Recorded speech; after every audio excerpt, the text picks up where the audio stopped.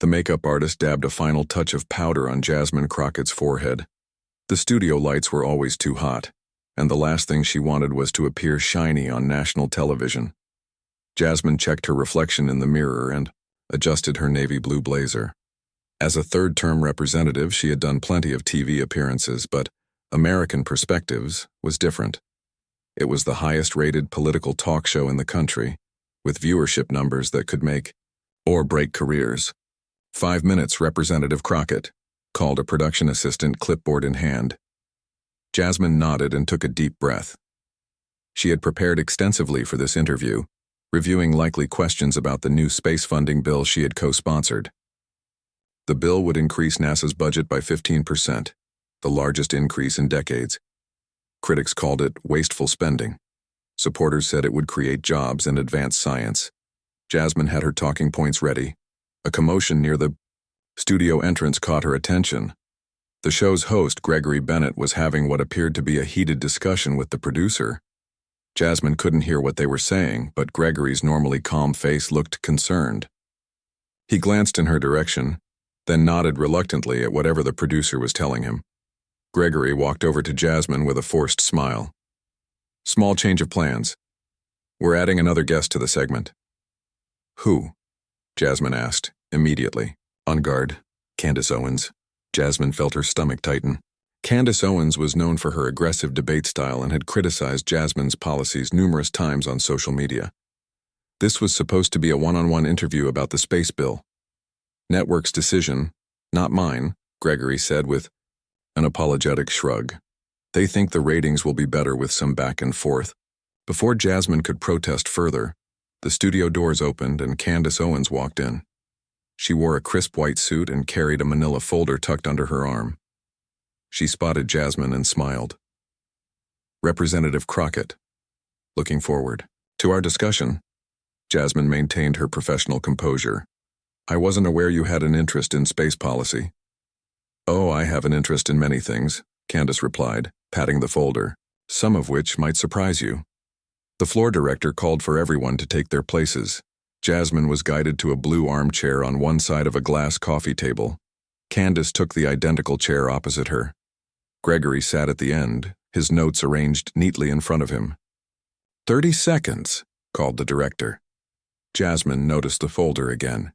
It was labeled with red letters that made her heart skip. Classified, Project Horizon. She recognized that designation. It was from a top-secret congressional briefing she had attended just 3 days ago. A briefing so classified that phones were collected at the door and no notes were permitted to leave the room. How did Candace get those documents? 3, 2, 1. The floor director pointed at Gregory. "Good evening and welcome to American Perspectives." Gregory began smoothly, looking into the camera. "Tonight we have with us Representative Jasmine Crockett, co-sponsor of the new NASA funding bill, and political commentator Candace Owens. Ladies, thank you both for joining us." Both women smiled and thanked him. "Representative Crockett, let's start with you. Critics of your bill say 15% is too much to spend on space when we have so many problems here on Earth. How do you respond?" This was familiar territory. Jasmine leaned forward slightly. "When we invest in space, we're actually investing in Earth. The technologies developed for space exploration have given us everything from improved medical equipment to better weather prediction. This bill will create an estimated 50,000 high-paying jobs across the country." Ms. Owens. "Your thoughts?" Gregory prompted. Candace smiled. "I think Representative Crockett knows exactly why this money is being spent, and it has nothing to do with weather satellites." Jasmine kept her face neutral, but her mind was racing. This was not the angle she had expected. "What do you mean?" Gregory asked. Candace placed the folder on the table and opened it slowly. 3 days ago, a select group of representatives attended a classified briefing about a discovery near Jupiter. She pulled out a photograph and held it up for the camera. "This photograph was taken by the Webb telescope last month," the studio crew gasped. The image showed Jupiter's distinctive bands, but floating in orbit around the planet was something clearly artificial, a massive structure with geometric patterns that could not possibly be natural. "That's," Gregory started. Evidence of intelligent, non-human life, Candace finished for him. The first confirmed alien structure discovered by humanity. The studio fell silent. Gregory looked stunned. The camera operator zoomed in on the photograph, then panned to Jasmine's face. Jasmine felt the blood drain from her cheeks. This was highly classified information. Its release had not been authorized. The public had not been prepared.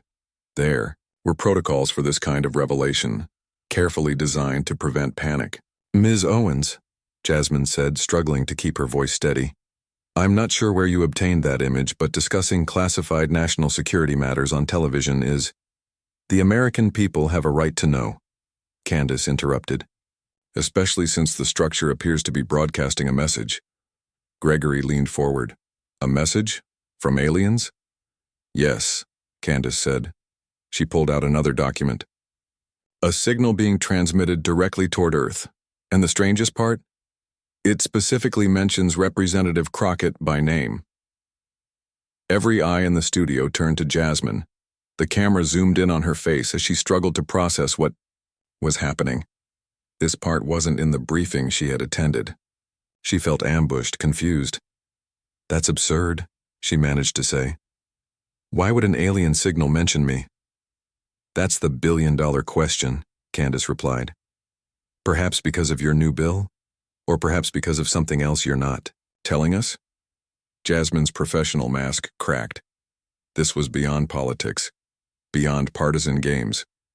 If Candace was telling the truth about the signal and Jasmine had no way to know if she was, then something unprecedented was happening. "We need to cut to commercial," Gregory said, recognizing the situation was spiraling beyond a normal interview. "Before we do," Candace said quickly, "the public should know that NASA has already begun preparing a mission to investigate. A mission that was hidden in Representative Crockett's funding bill under classified line items." The red light on the camera was still on. Millions of viewers were watching. Jasmine knew that within minutes this news would spread across the globe. First contact with evidence of alien intelligence, revealed not through careful government planning but on a political talk show. "This discussion requires input from national security experts," Jasmine said, trying to regain control of the situation. "If these claims are true, then—" "They are true," Candace insisted. "And there's more. The message includes coordinates for a rendezvous point just beyond the moon." As Gregory finally signaled for a commercial break, Jasmine sat frozen in her chair. Everything had changed in an instant. Her career, national security, humanity's understanding of its place in the universe, all thrown into chaos by one unauthorized disclosure on live television. And somehow, for reasons she couldn't begin to understand, she was at the center of it all. The studio erupted into chaos the moment they cut to commercial. Production assistants rushed around with phones pressed to their ears. The director was shouting into his headset. Gregory Bennett sat stunned, staring at the photograph still lying on the table. "Security breach, we need to clear the studio now." A group of men in dark suits burst through the doors. Jasmine recognized them immediately as Secret Service agents. Behind them came two military officers in uniform. One of the officers, a stern-faced woman with colonel insignia, approached Jasmine. "Representative Crockett, we need to move you to a secure location immediately." "What about her?" Jasmine pointed at Candace, who was calmly putting the documents back into her folder. "She just leaked classified information on national television. Ms. Owens will be dealt with separately," the colonel said. "Right now, your safety is our priority." "My safety?" Jasmine felt confused. "I'm not in danger." The colonel leaned closer and spoke in a low voice. "Ma'am, your name was in an alien transmission. We don't know what that means, but until we do, we're taking no chances."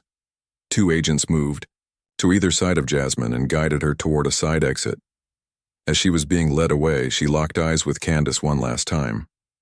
To her surprise, Candace didn't look triumphant or smug. She looked worried.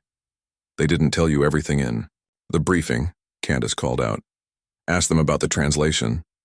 The door closed behind them before Jasmine could respond.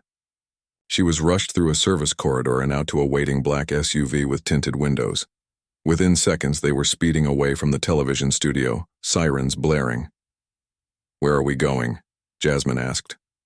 "Pentagon," replied the colonel, who had joined them in the vehicle. Emergency meeting of the National Security Council. The president will join remotely. Jasmine felt like she was in a dream. Just an hour ago, she had been preparing for a routine television appearance. Now she was heading to an emergency national security meeting because aliens had apparently mentioned her by name. "Is it true?" she finally asked. "About the signal. Mentioning me?" The colonel nodded grimly. "Yes, that part wasn't included in your briefing because we were still verifying the translation. It was on a need-to-know basis." "And now the whole world knows," Jasmine said, looking out the window. People on the sidewalks were staring at their phones, some pointing up at the sky. The news was spreading. "Not the whole message," the colonel replied. "Just the part about the structure in your name. There's more." When they arrived at the Pentagon, Jasmine was escorted through a series of security checkpoints and down to a subterranean level she hadn't known existed. They entered a large conference room where a dozen people were already gathered around a table. Some were in military uniform, others in civilian clothes. Screens on the walls showed real-time news coverage from around the world. "Representative Crockett," said a gray-haired man she recognized as the Secretary of Defense. "Please take a seat." As she sat down, a screen lit up showing the president in the Situation Room at the White House. On another screen was Frank Garcia, the chairman of the Select Committee on Intelligence who had led the classified briefing 3 days ago. "Let's get right to it," the president said. "The information is out. We can't put the genie back in the bottle.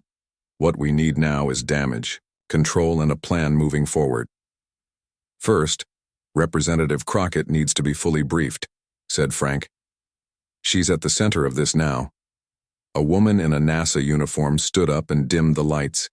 A projection appeared on the wall showing the same image of Jupiter that Candace had revealed on television. 3 weeks ago, the Webb telescope observed an anomaly in Jupiter's orbit, the NASA official explained. "After confirming it wasn't a glitch, we redirected additional resources for closer observation. The structure you see is approximately 3 miles in length with a complex geometric design unlike anything we've seen before." The image zoomed in to show details of the structure. It looked like a series of interconnected rings with smaller objects moving around it. 2 weeks ago, the structure began emitting a signal directed specifically at Earth. After several days of analysis, we were able to decode parts of it. The message was in multiple formats, including mathematical sequences and binary code that converted to images. She pressed a button and new images appeared on the screen. They showed diagrams of DNA, mathematical equations, and what appeared to be a map of the solar system.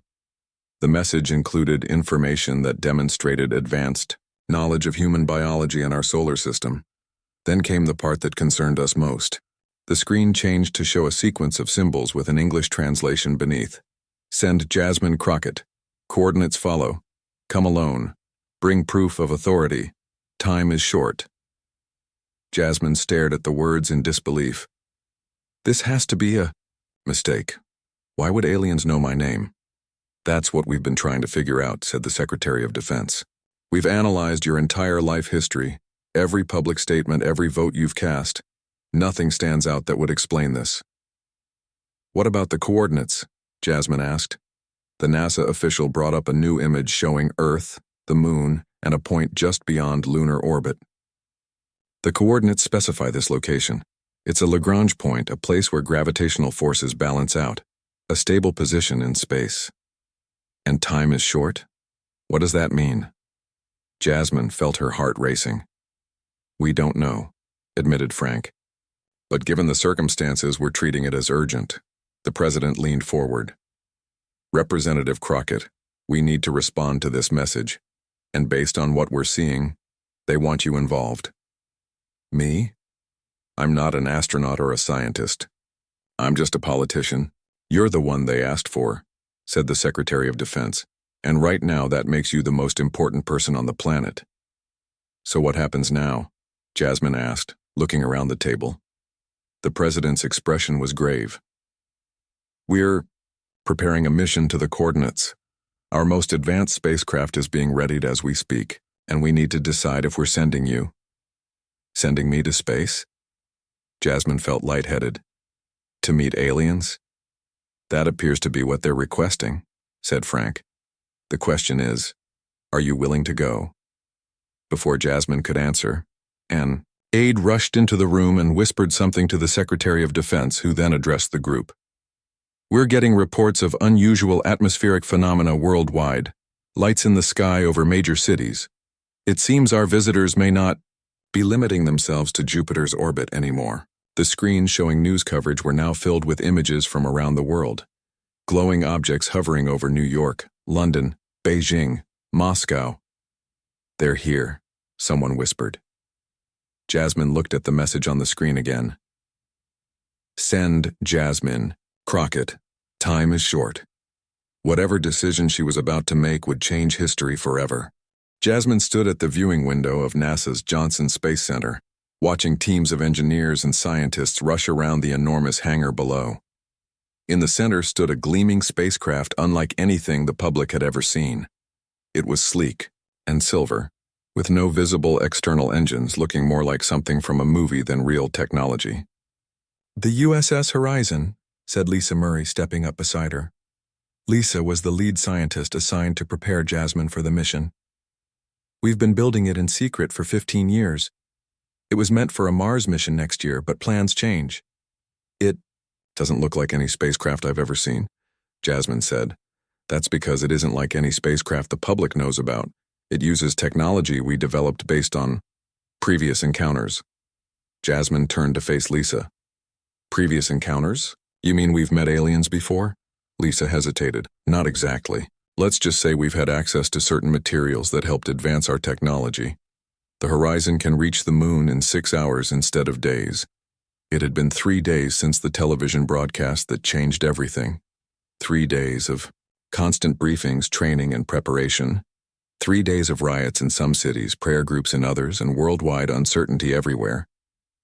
The objects that had appeared in the skies had vanished after a few hours, leaving people both relieved and disappointed. Despite the global chaos, Jasmine had been surprised by the swift consensus among world leaders. After an emergency United Nations session, the decision was unanimous. They would accept the invitation and send Jasmine to the coordinates. How much longer until we're ready? Jasmine asked, watching as technicians loaded equipment into the spacecraft. Final checks will be complete by 600 tomorrow. Launch is scheduled for noon. Lisa handed Jasmine a tablet. Today's training schedule. You still have zero gravity practice at 1400 hours, then protocol review with Paul. Paul Wright was the diplomatic expert assigned to coach Jasmine on possible first contact scenarios. He had spent his career developing theoretical frameworks for communicating with non-human intelligence. I still don't understand why me, Jasmine said, not for the first time. I'm a lawyer who became a politician. I have no special training for this.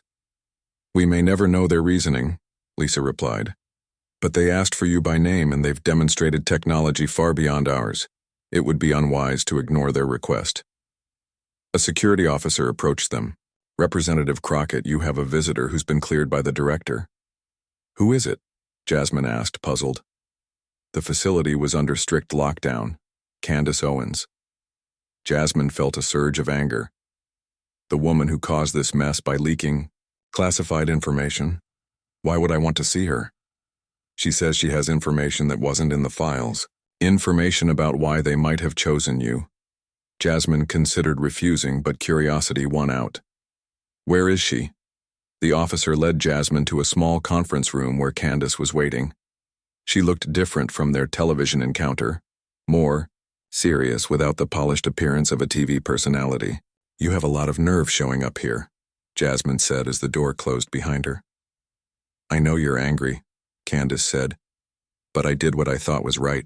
The public deserved to know. You caused global panic. There are riots in major cities.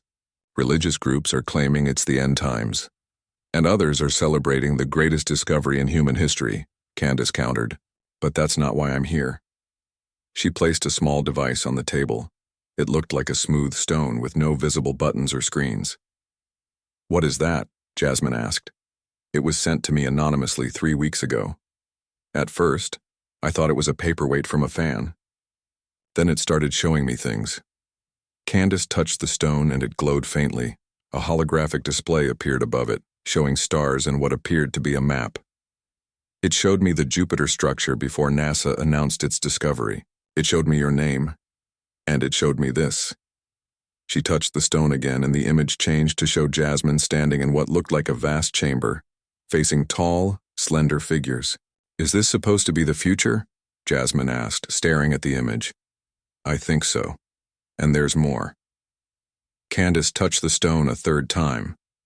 Now it showed Earth, but different. Greener, with unfamiliar structures on the continents. "This is dated 50 years from now. Why would someone send this to you?" "I don't think a person sent it," Candace said quietly. "I think they did." She nodded toward the image of the aliens. "I think they wanted me to make sure you got to them, even if the government tried to keep it secret." "So you leaked classified information on national television? It was the only way to make sure they couldn't hide it, to make sure you would go." Jasmine studied Candace's face, looking for signs of deception. "Why would you care if I go or not?" "Because of what else the stone showed me." Candace touched it one final time.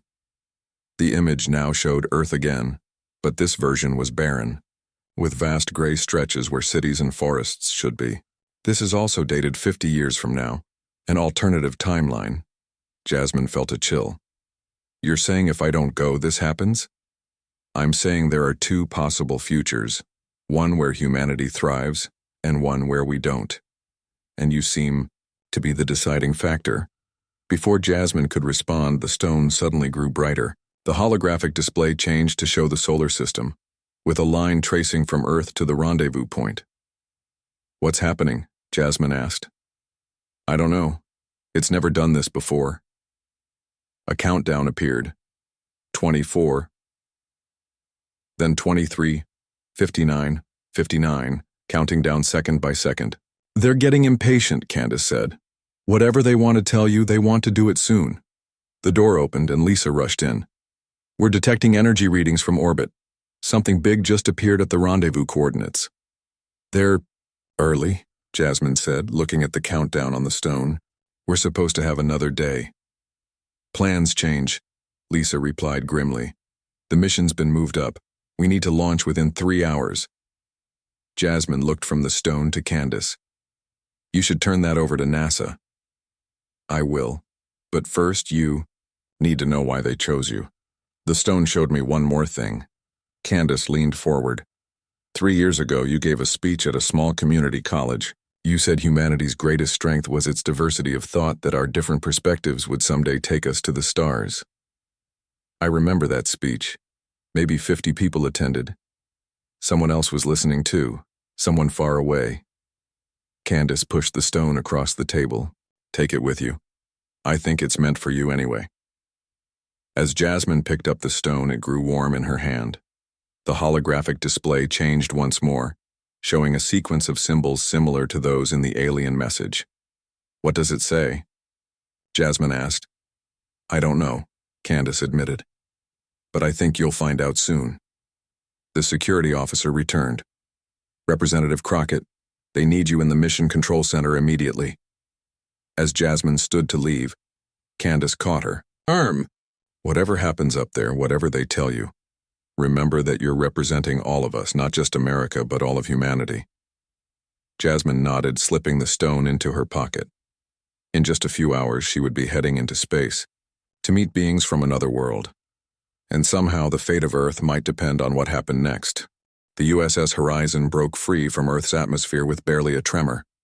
Jasmine had expected roaring engines and violent shaking like the old space shuttle launches she had seen in videos.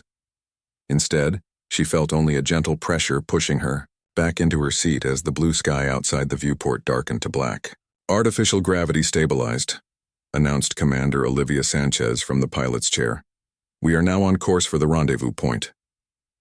Beside Jasmine sat Daniel Brown, the xenobiologist, and Michelle Johnson, the communications expert. Both were busy checking equipment and reviewing notes. They seemed remarkably calm for people heading to humanity's first official meeting with aliens. "How are you feeling, Representative?" asked Daniel, noticing Jasmine's tight grip on her armrests. Like I might throw up, Jasmine admitted. Is that normal?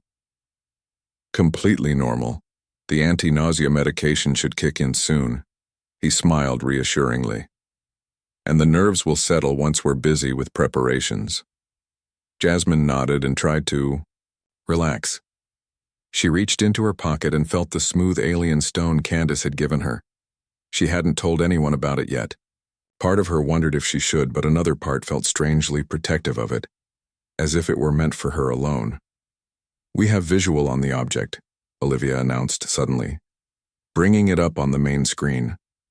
The large display at the front of the cabin lit up, showing a view of space ahead of them. At first, Jasmine saw nothing unusual, just stars against blackness. Then she noticed it. A distortion, like heat waves rising from hot pavement.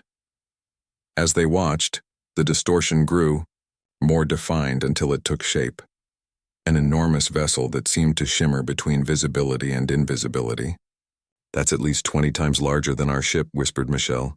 Maybe bigger. Are they scanning us? Asked Daniel.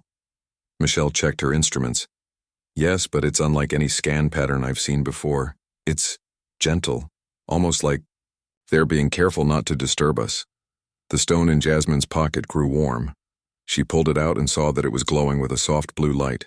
The countdown had disappeared, replaced by a single word in English. Approach. They want us to come closer, Jasmine said, showing the stone to the others. Where did you get that? Olivia demanded, eyes wide. Candace Owens gave it to me. I think they sent it to her. The crew exchanged concerned looks. You should have reported this, Olivia said sternly. I know. But there wasn't time, and… Jasmine stopped as the stone changed again. Now it showed a diagram of their ship approaching a specific point near the alien vessel. Look, they're giving us docking instructions. Michelle studied the diagram. Those coordinates match where their scan is most concentrated. I think they've created a docking area specifically for us. Olivia frowned. Following unknown instructions from an unauthorized device goes against mission protocol. This whole mission goes against protocol, Jasmine countered. We're making this up as we go. And right now, this stone is our best communication channel. After a moment of consideration, Olivia nodded. Michelle, transmit these coordinates to mission control.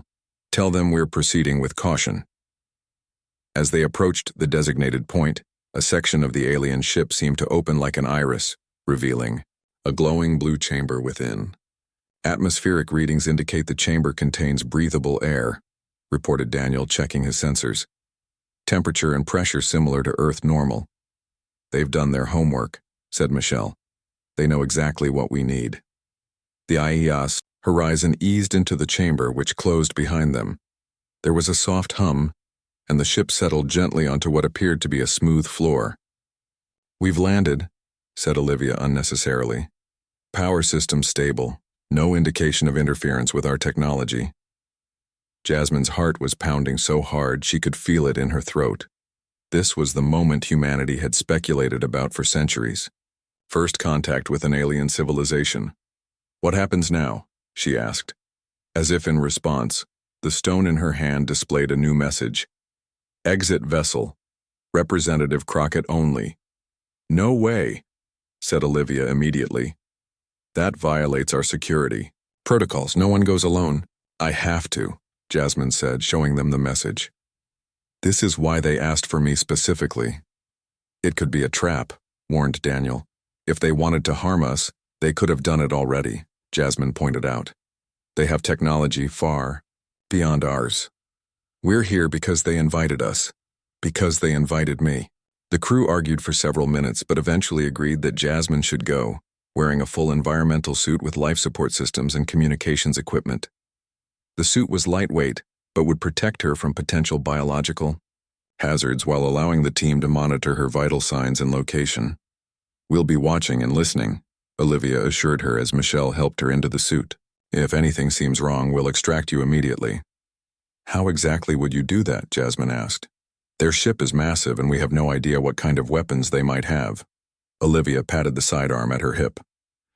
We have a few surprises of our own. Just be careful. Once the suit was secured, Jasmine moved to the airlock. The stone in her hand was now pulsing with light. She took a deep breath and nodded to the crew. "Opening outer door," announced Olivia. The airlock slid open, revealing a corridor that seemed to be made of the same shimmering material as the ship's exterior. The floor was solid beneath Jasmine's feet as she stepped out of the horizon. "Communications." "Check," came Michelle's voice through her helmet. "We read you loud and clear. Vital signs normal." "I'm proceeding down the corridor," Jasmine replied, trying to keep her voice steady. "It appears to be leading me somewhere specific." The corridor curved gently, the walls occasionally shifting and reforming as if the ship itself was alive. After about 50 meters, it opened into a vast chamber that took Jasmine's breath away. The ceiling soared at least 30 meters above her, with what looked like stars visible through a transparent section. The walls were covered in flowing patterns that seemed to move and change as she watched. In the center of the chamber was a raised platform surrounded by tall, crystalline structures, and waiting on the platform were 3 figures. They were humanoid, but clearly not human. Tall and slender, with skin that shimmered like the walls of their ship. Their faces had features in roughly the same arrangement as human faces, but more refined, more elegant somehow. They wore no clothing that Jasmine could recognize, but their bodies seemed covered in what might have been a form-fitting second skin. "Oh my God," Jasmine whispered. "Are you seeing this?" "We see them," confirmed Michelle, her voice filled with awe. "We're recording everything." The middle figure raised a hand in what appeared to be a greeting. Then it spoke, the words somehow forming directly in Jasmine's mind. "Representative Jasmine Crockett, thank you for accepting our invitation. We have been waiting a very long time to meet you." Jasmine took a tentative step forward. "Who are you?" "We are the Ascendancy, and we have a proposition for humanity." 7 days after leaving Earth, the USS Horizon returned to orbit around the blue planet. Jasmine stared out the viewport, seeing her home world with new eyes. From space, there were no borders, no nations, just one beautiful sphere of blue, white and green, a rare jewel in the vastness of space. "Mission Control is hailing us," announced Commander Olivia Sanchez. "They're asking for our status." "Tell them we're all safe," Jasmine said quietly, "and that we have a lot to discuss." The past week had been the most extraordinary of Jasmine's life.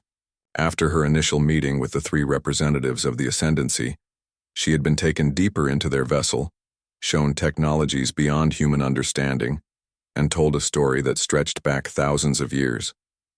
The Ascendancy, she learned, was not a single species but a coalition of advanced civilizations that had evolved beyond physical constraints in many ways. They had been watching Earth for centuries, monitoring human development. They had watched as humans developed language, agriculture, industry, and finally began reaching for the stars. "You're at a turning point," their leader had explained.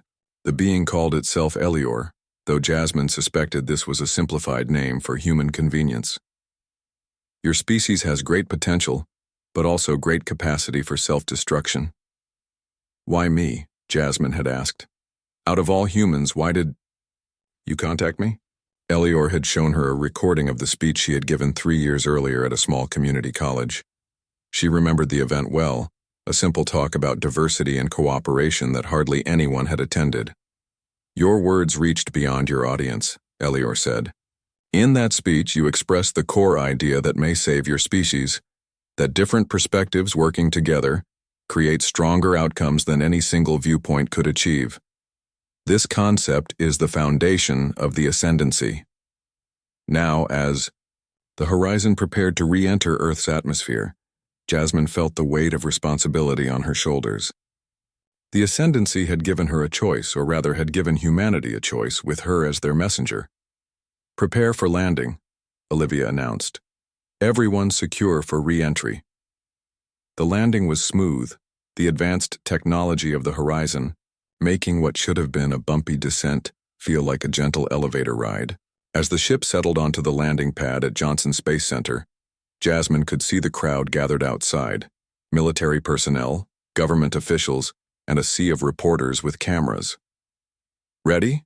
asked Daniel, the xenobiologist. He had spent the journey back analyzing the samples and data they had been permitted to collect. No, Jasmine admitted, but it doesn't matter. This is bigger than any of us. The main door of the horizon opened with a soft hiss. Jasmine was the first to step out, blinking in the bright Texas sunlight. The crowd fell silent as she walked down the ramp. Frank Garcia, chairman of the Intelligence Committee, was the first to approach her. Representative Crockett, welcome back to Earth. Thank you, Chairman. The President is waiting to be briefed. We've set up a secure facility for debriefing. Jasmine shook her head. No secure facility, no private briefing. I need to address everyone at once. Frank looked surprised. That's not protocol. The protocol for first contact with an advanced alien civilization doesn't exist, Jasmine interrupted. And they were clear about this. Their message is for all of humanity, not just American leaders. After some discussion, arrangements were made. 2 hours later, Jasmine stood before cameras that would broadcast her words to nearly every screen on the planet. She wore the same jumpsuit she had worn on the mission, refusing offers of more formal attire. This wasn't about looking professional. This was about being authentic. People of Earth, she began, looking directly into the camera.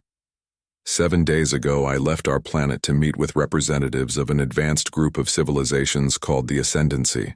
Today, I return with a message of both hope and challenge. The Ascendancy has been watching humanity for centuries. They have seen our achievements and our failures. They have witnessed our capacity for both great kindness and terrible cruelty. And they have determined that we stand at a crossroads. They have offered us a gift, a package of technologies that will help us solve our most pressing problems. Clean energy systems that will end our dependence on fossil fuels. Medical advances that will cure diseases we thought incurable. The fundamentals of faster-than-light travel that will one day allow us to explore beyond our solar system. But these gifts come with a condition. We must demonstrate our readiness to join the larger community of intelligent life. We must show that we can overcome our divisions and work together as one species, sharing these advances equally among all people, regardless of nationality, wealth, or power. They have given us 10 years. 10 years to prove that we can reduce conflict, care for our planet, and begin to see ourselves as citizens of Earth first and members of nations second. At the end of that time, if we have made sufficient progress, the Ascendancy will welcome us as junior members of their coalition, opening doors to knowledge and experiences we can barely imagine. I have seen their achievements. I have walked through rooms where the laws of physics seem to bend. I have spoken with beings whose wisdom spans millennia. What they offer us is real, and it is within our reach, if we choose to reach for it together. Jasmine paused, looking at the faces of the officials gathered nearby. Some looked skeptical, others afraid, a few hopeful. The first package of technological information has already been transmitted to servers around the world, simultaneously, to every major nation, in formats their scientists can understand. No one country has received more than another. No corporation can patent these advances. They belong to all of us, or to none of us. That was their first test. Can we share knowledge without seeking advantage over one another? The choice is ours. In the days that followed, Jasmine found herself at the center of a global transformation. Leaders who had been enemies now sat together at the same table, discussing how to implement the alien technologies. Scientists who had guarded their research jealously now shared openly. Something had changed in the human psyche, a shift in perspective that came from knowing they were not alone in the universe and that they were being watched and evaluated. Not everyone embraced the change, of course. Some claimed it was all a hoax or a trap. Others insisted humanity should reject any alien influence. But these voices grew quieter as the first technologies were proven to work, providing clean water to drought-stricken regions and renewable energy to communities that had lived in darkness. 6 months after her return, Jasmine received an unexpected visitor at her office in Washington. Candace Owens was shown in looking both nervous and excited. "Representative Crockett," she said, "I hope I'm not intruding." "Not at all," Jasmine replied, gesturing to a chair. "I've been meaning to thank you." "Thank me? I thought you'd still." Be angry about the TV broadcast. I was at first. But now I understand why you did it. They needed to make sure their message reached everyone, not just government officials who might have kept it secret. Candace nodded. So what happens now? Jasmine smiled. Now we try to pass their test. We have 9.5 years to prove that humanity can grow up and start working together. Do you think we can do it? Jasmine looked out her window at the Washington Monument in the distance. I don't know. But for the first time in my life, I think we're really trying. On her desk sat the alien stone, now dormant. But sometimes, when she was alone, it would glow softly and show her glimpses of a possible future. A future where humanity had joined the stars.